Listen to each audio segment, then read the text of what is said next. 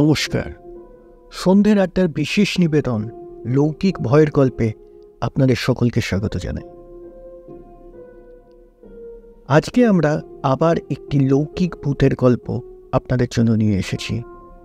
তাহলে শুরু হতে চলেছে আজকের গল্প। সৌরভ একা বসেছিল ডেলিভারি কোম্পানির ছোট্ট গুদাম ঘরে। ক্লান্ত চোখে ফোনের স্ক্রিন দেখছিল সে। প্রফেসর তীর্থ নিজের ইউটিউব চ্যানেলে আজকে আবার নতুন একটি ভিডিও আপলোড করেছে। লোকটা প্রত্যেক দিন নতুন নতুন বিভিন্ন দেশ বিদেশের ভূতের ব্যাপারে বা পরলৌকিক জগতের অজানা জীবেদের ব্যাপারে ভিডিও আপলোড করে। আজকে করেছে বাংলার কানা ভুলোকে নিয়ে, এমন একটি প্রেতাত্মা যে কিনা মানুষকে রাস্তা ভুলিয়ে দেয়। ভিডিওটা দেখে নিয়ে ফোনটা নিজের পকেটে রাখল। আজ সারাদিন অনেকগুলো পার্সেল পৌঁছে দেওয়ার পর সে ভাবল এবার বাড়ি ফিরে একটু বিশ্রাম নেবে। তখনই বস ফোন করলো। সৌরভ, একটা লাস্ট মিনিট ডেলিভারি আছে, তুই পারবি? সৌরভ গভীর শ্বাস নিল। কাজ তো কাজই, তবু আজ যেন শরীর আর মন কিছুতেই সায় দিচ্ছে না। বলো কোথায় পাঠাতে হবে? সল্ট লেকের একটু ভেতর দিকে একটা পুরনো বাড়ি, ঠিকানাটা আমি তোকে মেসেজ করে দিচ্ছি। সৌরভ মাথা নেড়ে রাজি হলো। ফোনের ঠিকানাটা দেখে একটু অবাক লাগলো। জায়গাটা বেশ অচেনা, সাধারণত এখানে ডেলিভারি পড়ে না। সূর্য পশ্চিম আকাশে ঢলে আসছে, কিন্তু এটাই তার চাকরি, ডেলিভারি ছাড়া আর কোনো পথ নেই। গাড়ির ইঞ্জিন চালু করে সে ঠিকানার দিকে রওনা দিল। শহরের আলো আধারির মধ্যে দিয়ে গাড়ি চালাতে চালাতে সে লক্ষ্য করল রাস্তা ক্রমশ ফাঁকা হয়ে আসছে। সল্ট লেকের মূল এলাকা পেরিয়ে সে আরো ভেতরে ঢুকে গেল। রাস্তার দুপাশে একের পর এক পুরনো আধ ভাঙা বাড়ি দেখা যাচ্ছিল। কিছু বাড়ির জানলা খোলা, কিন্তু তাতে আলো নেই। কেবল কালো অন্ধকার যেন কিনতে চাইছে সবকিছু। তার জিপিএস এখনো কাজ করছিল, তবে টাওয়ার খুবই দুর্বল। সৌরভ মনে মনে ভাবল, এই শেষ পার্সেলটা দিয়ে দিই, তারপর বাড়ি ফিরে গিয়ে ভালো করে ঘুমাবো। কিছুক্ষণ পর গাড়ির সামনে এসে পড়ল একটা বিশাল বড় গেট। ঠিকানাটা মিলিয়ে দেখল এটাই সেই বাড়ি। বাইরে থেকে দেখে মনে হলো বহু বছর ধরে কেউ এই বাড়িতে থাকেনি। লোহার গেটটা মরচে পড়া লালচে হয়ে গেছে। চারপাশে আগাছা আর জঙ্গলে ঢাকা। গাড়ি থেকে নেমে পার্সেলটা হাতে নিয়ে সে গেটের কাছে গেল। ধাক্কা দিতেই গেটটা একটা কর্কশ শব্দ করে খুলে গেল।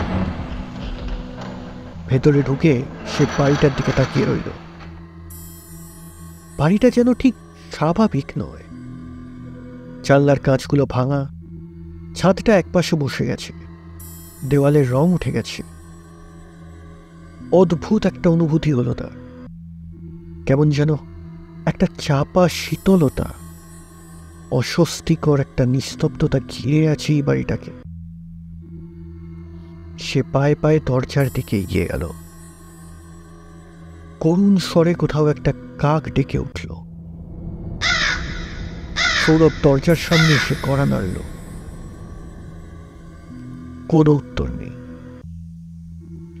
সে আরেকবার কড়া নাড়ল, এবার একটু জোরে, কিন্তু ভেতর থেকে কোনো শব্দ নেই, আলো নেই, কোনো সাড়া নেই। সৌরভ তনমনা করছিল পার্সেলটা দরজার সামনে রেখে চলে যাবে, কিন্তু সাধারণত নিয়ম অনুযায়ী পার্সেলটা হাতে তুলে দিতে হয়। কোথা থেকে যেন একটা ঠান্ডা বাতাস সে তার গায়ে লাগলো। সে দরজার হাতলটা ধরল। একটু ধাক্কা দিতেই দরজাটা একটা আওয়াজ করে খুলে গেল। ভেতরটা সম্পূর্ণ অন্ধকার। সৌরভ কিছুক্ষণ দাঁড়িয়ে রইল। কি করবে? ডাকবে নাকি ঢুকে দেখবে? তার হাতের পার্সেলটা হঠাৎ একটু ভারী মনে হলো, কিন্তু সেটা কি করে সম্ভব? একটু আগেই তো সে গাড়ি থেকে নামার সময় ওজন অনুভব করেছিল। সে আরেকবার ডাক দিল, হ্যালো, কেউ আছেন? অন্ধকারের মধ্যে যেন কিছু একটা নড়ল, নাকি সে ভুল দেখল? সৌরভের বুকের ভেতর ধুকপুক শুরু হয়েছে। কেন জানি মনে হচ্ছে কেউ ওকে দেখছে ভেতরের অন্ধকার থেকে, কোথাও লুকিয়ে। এই জায়গাটা ভালো লাগছে না তার। হয়তো পার্সেলটা দরজার সামনে রেখে চলে যাওয়াই ভালো। কিন্তু তখনই তার গাড়ির ইঞ্জিনটা একটা বিচিত্র শব্দ করে বন্ধ হয়ে গেল। সৌরভ চমকে ঘুরে তাকালো। তার ফোনের স্ক্রিনটাও অফ হয়ে গেছে। চারপাশের নিস্তব্ধতা আরো গভীর হয়ে আসছে। সেই মুহূর্তে সে অনুভব করল যে আশেপাশের অন্ধকারটা যেন ধীরে ধীরে ওর দিকে এগিয়ে আসছে। সৌরভের হাতের তালু ঘামে ভিজে যাচ্ছিল। এই বাড়িটা ঠিক যেন স্বাভাবিক নয়। চারপাশের নিস্তব্ধতা কেমন অস্বস্তিকরভাবে ভারী লাগছিল তার, যেন বাতাসের মধ্যেই একটা চাপা সতর্কবার্তা লুকিয়ে আছে। সে আর দেরি না করে গাড়ির দিকে হাঁটা দিল। কিন্তু মাত্র কয়েক পা যাওয়ার পরেই একটা অনুভূতি তার সারা শরীরকে শিহরিত করে তুলল। পিছন থেকে কেউ যেন তার দিকে তাকিয়ে আছে। সে ধীর পায়ে ঘুরে তাকাল। বাড়ির কালো জানলার থেকে কিছুই দেখা যাচ্ছিল না, তবু তার মনে হচ্ছিল কেউ বা কিছু যেন ওই জানলার ভেতর থেকে তার দিকে তাকিয়ে আছে। শির দ্বারা বরাবর একটা ঠান্ডা স্রোত বয়ে গেল তার। না, আর এক মুহূর্তও এখানে থাকা যাবে না। দ্রুত পায়ে সে গাড়ির কাছে পৌঁছে দরজা খুলে চালকের আসনে বসে ইঞ্জিন চালু করল। গাড়ির ইঞ্জিন পেঁকিয়ে উঠল, কাঁপল, কিন্তু স্টার্ট হলো না। সৌরভ কিছুক্ষণ অবাক হয়ে তাকিয়ে রইল। তার গাড়ি সে আজ সকালেই সার্ভিসিং করিয়ে এনেছিল। বারবার চেষ্টা করেও ইঞ্জিন স্টার্ট হলো না। গাড়ির ভেতরে বসেও সৌরভ কেমন যেন অস্বস্তি অনুভব করতে লাগলো। ফোন সুইচ অফ, চেষ্টা করেও অন করা যাচ্ছে না। এদিকে গাড়ি বন্ধ। এবার সত্যিকারের দম বন্ধ হয়ে আসছিল সৌরভের। সে একবার পাওয়ার ব্যাংক লাগিয়ে ফোনটাকে চার্জ দেওয়ার চেষ্টা করলো, কিন্তু কিছুই হলো না। এখন কি করবে? বিকল্প চিন্তা করতে গিয়েও যেন মাথাটা ঠিক কাজ করছে না তার। গাড়িও স্টার্ট হচ্ছে না, ফোনও কাজ করছে না। তাহলে তো হাঁটা ছাড়া আর কোনো উপায় নেই। হ্যাঁ, এটাই সবচেয়ে ভালো। সৌরভ দ্রুত ব্যাগটা কাঁধে ফেলে মূল রাস্তার দিকে হাঁটতে লাগল। চারপাশের গাছপালা অন্ধকারে যেন আরো ঘন হয়ে উঠেছে। তাদের মধ্যে যেন নীরবতার একটা নিজস্ব ভাষা আছে। সৌরভ একমাত্র তার নিজের পায়ের আওয়াজ ছাড়া কিছুই শুনতে পাচ্ছিল না। কিছুক্ষণ হাঁটার পর সে রাস্তার একটা মোড়ে এলো। অদ্ভুতভাবে চেনা লাগছিল সেই মোড়টা। সে থমকে দাঁড়ালো। এ কি, সেই বাড়িটাই না? গাড়ির হেডলাইটের ফ্যাকাশে আলোতে সেই একই মরচে পড়া গেট, ভাঙাচোরা বাড়ির ছায়া পরিষ্কার হয়ে উঠল। সৌরভের গলা শুকিয়ে গেল। কিন্তু এটা কিভাবে সম্ভব? সে তো সোজাসুজি রাস্তা ধরে বেরিয়ে গিয়েছিল। তাহলে আবার ফিরে এলো কিভাবে? আমি হয়তো ভুল পথে চলে এসেছি, নিজেকে আশ্বস্ত করার চেষ্টা করল সে। কিন্তু তার পায়ের তলার মাটি যেন ধীরে ধীরে সরে যাচ্ছিল। সে আবার উল্টো দিকে হাঁটতে শুরু করল, এবার আরো দ্রুত পায়, প্রায় দৌড়ানোর মতো। রাস্তার একেবারে শেষ প্রান্তে একটা বড় গাছ দেখা গেল। সেটাই মনে হয়েছিল প্রধান রাস্তার সংযোগস্থল। কিন্তু যখন গাছের কাছাকাছি পৌঁছল, তখন তার বুক ধড়াস করে উঠল। সামনে সেই একই বাড়ি দাঁড়িয়ে আছে। সে আবার ফিরে এসেছে। শরীরের সমস্ত শক্তি যেন চুষে নিয়ে নিয়েছিল কেউ। সে নিঃশব্দে হাঁটু গেড়ে বসে পড়ল। মাথার মধ্যে যেন হাজারটা গুঞ্জন বাজছিল। এসব সব কি হচ্ছে আমার সাথে? এই তো কিছুক্ষণ আগে এই রাস্তাতেই ছিলাম। তার দৃষ্টিশক্তি ঝাপসা হয়ে আসছিল, আর গলা শুকিয়ে কাঠ হয়ে গিয়েছিল। বাতাসও যেন ভারী হয়ে উঠেছে। নিঃশ্বাস নিতে কষ্ট হচ্ছে তার। চারপাশের নিস্তব্ধতা এবার অন্যরকম মনে হচ্ছিল, যেন কিছু একটা ওর চারপাশে আছে, লুকিয়ে আছে, ধৈর্য ধরে অপেক্ষা করছে। সে ধীরে ধীরে উঠে দাঁড়িয়ে এবার বাড়ির দিকে তাকালো। আর সেই মুহূর্তে দরজাটা নিজের থেকে করাত করে খুলে গেল। একটা ঠান্ডা বাতাস এসে মুখে লাগলো। তার কানে ভেসে এলো একটা ফিসফিস করা কণ্ঠস্বর, ভেতরে এসো। সৌরভের সমস্ত শরীর অবশ হয়ে গেল। বাড়িটা তাকে ছাড়বে না। সৌরভ থমকে দাঁড়িয়েছিল। তার বুকের ধুকপুকানি এত জোরে চলছিল যে মনে হচ্ছিল আশেপাশের নিস্তব্ধতার মধ্যেও যেন সেটা স্পষ্ট শোনা যাবে। বাড়ির দরজাটা অন্ধকারের গভীরে একটু করে ফাঁক হয়ে গেল, যেন তাকে গ্রাস করবার জন্য অপেক্ষা করছে। কিন্তু সবচেয়ে ভয়ের ব্যাপারটা হলো সৌরভের মাথার ভেতর সে চলে থাকা কণ্ঠস্বর, যে কিনা প্রতিনিয়ত ওকে বলে চলেছে, এসো, ভেতরে এসো। সত্যি কি সেটা মাথার মধ্যে চলছে, নাকি কানে শুনল সে, নাকি নাকি সবটাই তার কল্পনা? আবার তার কানের মধ্যে বেঁচে উঠল সেই আওয়াজ, এবার যেন আরো স্পষ্ট,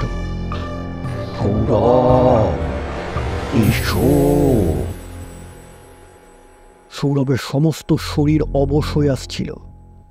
হাওয়ার মধ্যে একটা অদ্ভুত গন্ধ ভেসে আসছিল, পুরনো কাঠ, পচে যাওয়া কিছু একটা, আর সঙ্গে এক ধরনের শীতল আর্দ্রতা। তার পা অনিচ্ছা সত্ত্বেও সামনের দিকে এগিয়ে গেল, যেন কোনো অদৃশ্য শক্তি তাকে ধীরে ধীরে টেনে নিয়ে যাচ্ছে বাড়ির ভেতরে। ঘরের ভেতর ঢুকতেই চারপাশের বাতাস যেন ঘন হয়ে গেল। বাইরের নিস্তব্ধতা এখানে আরো বেশি অস্বাভাবিক লাগছিল। পায়ের নিচে শুকনো কাঠের মাঝে চিরিক চিরিক শব্দ করছিল, আর দেওয়াল যেন স্যাঁতস্যাঁতে নিঃশ্বাস নিচ্ছিল। তার চোখ ধীরে ধীরে অন্ধকারের সঙ্গে মানিয়ে নিতে লাগলো। মেঝেতে ধুলো জমে আছে, আর দেওয়ালে ছোপ ছোপ দাগ। কিন্তু ওটা কি? টেবিলের ওপর একটা জিনিস চকচক করছিল। সৌরভ থমকে গেল। তার তো স্পষ্ট মনে আছে প্যাকেটটা সে গাড়িতে রেখে এসেছিল। তাহলে এটা এখানে এলো কিভাবে? তার হাত নিষ্পিস করতে লাগলো। কিছু একটা যেন টানছে ওকে ওই প্যাকেটটার দিকে। কিন্তু সে দেখলো তার হাত অজান্তেই প্যাকেটটার দিকে এগিয়ে যাচ্ছে, যেন সে আর আজ নিজের ওপর নিয়ন্ত্রণ রাখতে পারছে না। সে ঢোক গেল। আস্তে আস্তে প্যাকেটের প্যাকেজিংটা খুলল। ভেতরটা ফাঁকা। তার চোখ বড় হয়ে গেল। এ কিভাবে সম্ভব? ওজন তো ভারী ছিল, অথচ ভেতরে কিছু নেই। বাতাসটা যেন আরো ভারী হয়ে উঠল। অস্বস্তিকর নীরবতার মধ্যে হঠাৎ একটা শব্দ এলো। সৌরভের হাত জমে গেল। কোথা থেকে এলো শব্দটা? সে তো একা। শব্দটা আবার এলো, এবার আরো স্পষ্ট। তার শির দ্বারা বরাবর ঠান্ডা স্রোত বয়ে গেল। সে ধীরে ধীরে মুখ তুলল। ঘরের কোণে, যেখানে আলো পৌঁছাচ্ছে না,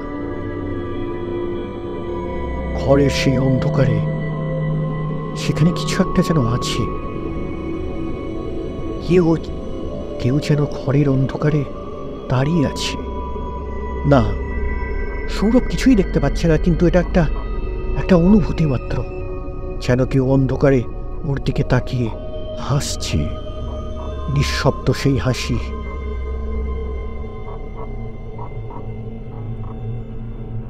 সৌরভ নিশ্চিত যে সেটা ওরই দিকে তাকিয়েছিল। তার দৃষ্টি সে নিজের ওপর অনুভব করছিল।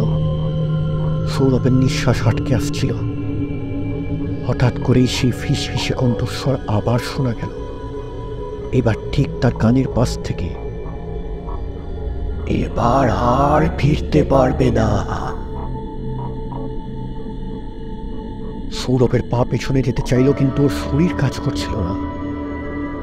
হঠাৎ একটা বিকট শব্দ হলো।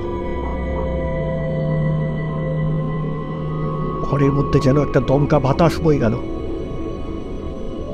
যেন পুরো বাড়িটাই দুলছে। ঘরের দেওয়ালগুলো শ্বাস নিচ্ছে, মেঝের নিচে কিছু একটা যেন নড়ছে। ফিসফিসে কণ্ঠস্বর চারপাশ থেকে যেন ঘিরে আসছে, অথচ চারিপাশে সেরকম কিছুই পরিবর্তন দেখতে পাচ্ছে না। তবে কি হচ্ছে সৌরভের সাথে? আর এক মুহূর্তও যেন সেখানে সে দাঁড়িয়ে থাকতে পারছে না, কারণ কিছু একটা যেন হয়ে যাবে তার সাথে। সৌরভ প্রাণপণে চিৎকার করতে চাইল, কিন্তু গলা দিয়ে কোনো শব্দই বেরোল না। ঘরের ঘরের অন্ধকারের মধ্যে কিছু একটা যেন নড়ছে, ধীরে ধীরে এগিয়ে আসছে তার দিকে। তার দেহ কেঁপে উঠল। সৌরভের নিঃশ্বাস দ্রুত চলছিল। বুকের মধ্যে ধুকপুকানি এত জোরে হচ্ছিল যে মনে হচ্ছিল সেটা চারপাশের বাতাসে প্রতিধ্বনিত হচ্ছে। সেই ফিসফিসে কণ্ঠস্বর এখন আর ফিসফিসে ছিল না, বরং অসংখ্য গলায় একসঙ্গে আওয়াজ তুলে কানের ভিতর যেন কিলবিল করছিল। তুমি যেতে পারবে না, কানেই তোমার জায়গা, ফিরে এসো। এক মুহূর্ত আর দেরি না করে সৌরভ ছুটতে শুরু করল। বাড়ির বাইরে চৌকাঠ, তারপর সেই চং ধরা দরজা, সব পেরিয়ে পাগলের মতো ছুটতে লাগলো সৌরভ। চারপাশের অন্ধকার যেন ঘন হয়ে আসছিল, যেন রাতটা আরো কালো হয়ে গেছে। পায়ের নিচে মাটি শক্ত লাগছিল, শ্বাস নিতে কষ্ট হচ্ছিল তার, কিন্তু থামার উপায় ছিল না। সে সোজা রাস্তার দিকে দৌড়াল, কিন্তু কয়েক মিনিট দৌড়ানোর পর সে দেখল সে আবার সেই পুরনো বাড়ির সামনেই এসে দাঁড়িয়েছে। সৌরভের গলা শুকিয়ে গেল। না না না, এটা কিভাবে সম্ভব? ভগবান, আমাকে বাঁচাও, আমাকে বাঁচাও, এখান থেকে বের করো আমাকে। সৌরভ প্রায় কেঁদে ফেলেছে। সে আবার ছুটল অন্য পথে, এবার আরো দ্রুত, আরো মরিয়া হয়ে। 5 মিনিট, 10 মিনিট, পেছনে তাকালো না, শুধু দৌড়ানো।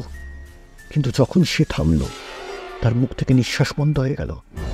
সামনে সেই একই ভাঙা বারান্দা, সেই একই নোংরা চং ধরা দরজা, সেই একই বাড়ি। সৌরভ এবার যেন পাগল হয়ে যাচ্ছে, মানসিকভাবে যেন ভেঙে পড়ছে সৌরভ। ঠিক তখনই তার নজর গেল রাস্তার এক কোণে। একটা পুরনো ধুলোয় ঢাকা গাড়ি দাঁড়িয়ে আছে রাস্তার পাশে, যেন কেউ বহু বছর আগে ফেলে রেখে গেছে। তার কপালে ভাঁজ পড়ল। এতক্ষণ ধরে সে এদিক সেদিক করছিল, কিন্তু এই গাড়িটা তো আগে চোখে পড়েনি।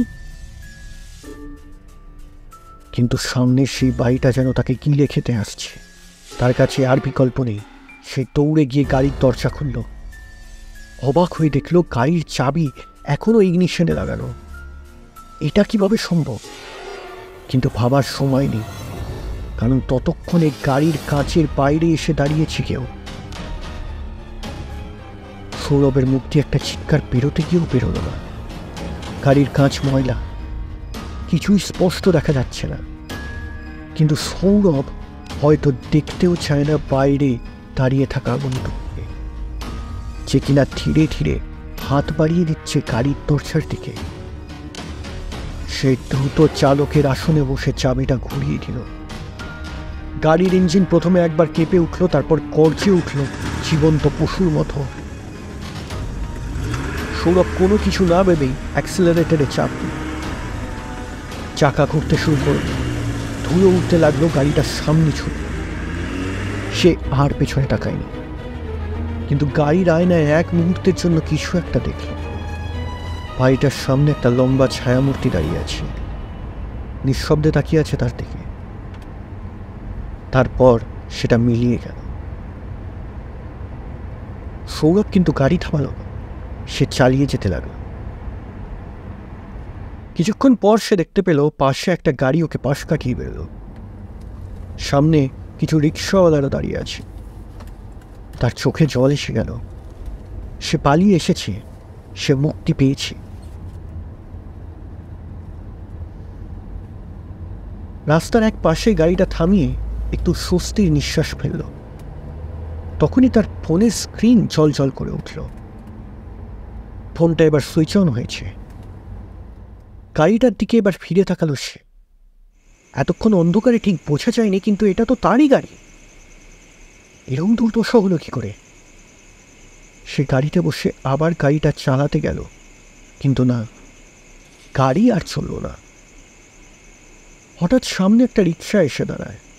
কোথায় যাবে বাবু? কেষ্টপুর যাব। কেষ্টপুরে কোথায়? খালপাড়। আসুন আসুন। সৌরভ উঠে পড়ল। মনের মধ্যে তখনও হাজারো প্রশ্ন চলছে। গাড়ির এরকম দুর্দশা করল কে? আর এই খারাপ গাড়িতে করে সে এত দূর এলোই বা কি করে? ওই বাড়িতে এমন কি ছিল? বেশি ভাবতে পারছে না সে। চোখে মুখে ক্লান্তি নেমে আসছে। খালপাড়ে নেমে নিজের ফ্ল্যাটের সামনে এসে দাঁড়ালো। সৌরভ ক্লান্ত শরীরে দরজার চাবিটা ঘোরালো। দরজাটা একটুখানি আটকে গিয়েছিল, যেন অনেক দিন ধরে খোলা হয়নি। কিন্তু সে তো আজই বেরিয়েছিল। অনেক কষ্ট করে দরজাটা খুলে ভেতরে ঢুকল সে। চারপাশে তাকিয়ে দেখল সবকিছুই স্বাভাবিক দেখাচ্ছে। অন্তত প্রথমত তাই মনে হলো। সে জুতো খুলে ফেলে সোফায় ধপ করে বসে পড়ল। শরীর অবশ লাগছিল, মাথাটা যেন ঝিমঝিম করছিল।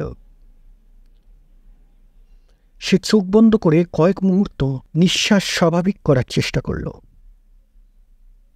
ঠিক তখনই একটা অদ্ভুত অনুভূতি তার বুকের ভেতর কাঁপুনি ধরে গেল। কিছু একটা যেন ঠিক নেই। সৌরভ ফোনটা হাতে নিল। ওটা তো বন্ধই হয়ে গিয়েছিল। তখন কোনো সিগন্যালই ছিল না, কিন্তু এখন দেখাচ্ছে ব্যাটারি ঠিকই আছে, ফোনও চালো। 525টা মিস কল। তার চোখ বড় হয়ে গেল। এতগুলো কল, এতগুলো মেসেজ। সে ভুরু কুচকে ফোনের স্ক্রিন স্ক্রোল করল। বেশিরভাগ কল এসেছে তার বন্ধুদের, সহকর্মীদের, এমনকি তার বাড়িওয়ালারও কাছ থেকে। সৌরভ, তুই কোথায়? দাদা, তুমি এতদিন ধরে ফোন ধরছো না কেন? আমরা সবাই খুব চিন্তায় আছি, তুই গেলি কোথায়? তার হাত কাঁপছিল। কিসের কথা বলছে সবাই এতদিন ধরে? তার মাথাটা ঝিমঝিম করছিল। একটা অদ্ভুত ভয় তার শরীর বেয়ে নামছিল। তখনই সে ফোনের তারিখের দিকে তাকালো। এ কি? এ তো 2 মাস পরের তারিখ দেখাচ্ছে। সে কি পাগল হয়ে যাচ্ছে? কিন্তু এই তো সেই বিকেলে অফিস থেকে বেরিয়ে এসে ওই ভুতুরে বাড়িটায় গেল, আর তারপর এখানে। তাহলে এই 3 মাস গেল কোথায়?